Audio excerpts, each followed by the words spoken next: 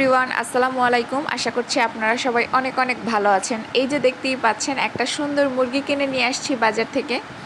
মূলত আমার পাখিটা অনেক দিন ধরে একা একা জীবনযাপন করছে, তাই আমি ভাবলাম ওকে একটা পার্টনার দেওয়া দরকার।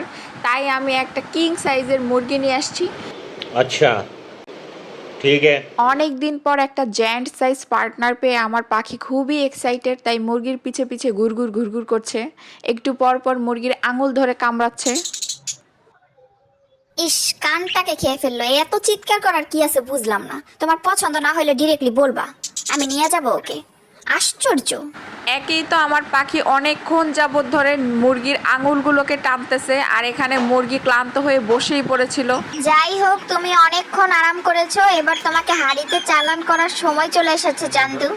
প্লিজ আমাকে ক্ষমা করে দাও প্লিজ। কষ্ট পেয়ে লাভ নেই বন্ধুগণ, খেতে হলে হাঁড়িতে চালান তো করতেই হবে, তাই না?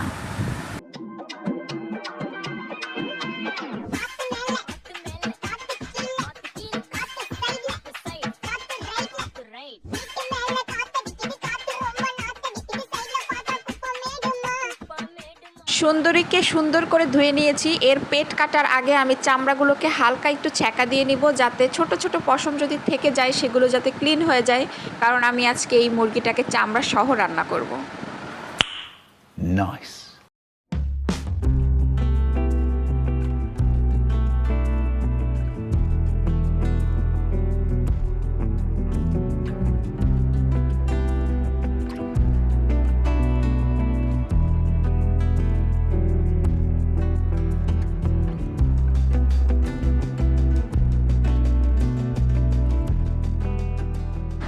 তারপর সুন্দরীর পেট কেটে সব পরিষ্কার করে আমি চামড়া সহ পিস পিস করে কেটে নিয়েছি।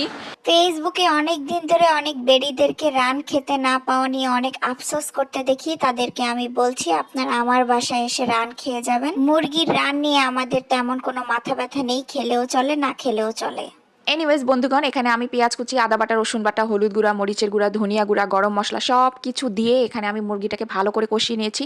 অবশ্যই লবণ দিতে ভুলবেন না। প্রায় 10 থেকে 15 মিনিট ভালোভাবে মুরগিটাকে কষিয়ে নেওয়ার পর যখন খুব সুন্দর একটা অ্যারোমা ছড়িয়েছে, ঠিক তখনই আমি আলু এবং কাঁচামরিচ দিয়ে আরও কিছুক্ষণ কষিয়ে ঝোল দিয়ে দিয়েছি। চিকেনটা রেডি হতে হতে এখানে আমি খুব সুন্দর করে একটা সালাদ কেটে নিয়েছি এবং ফাইনালি আমার মুরগির মাংস রেডি। সব শেষে নামানোর আগে উপর থেকে ছিটিয়ে দিয়েছি সামান্য একটু ভাজা জিরার গুঁড়া। আজকে এই পর্যন্ত। সবাই ভালো থাকবেন, সুস্থ থাকবেন। আল্লাহ হাফেজ।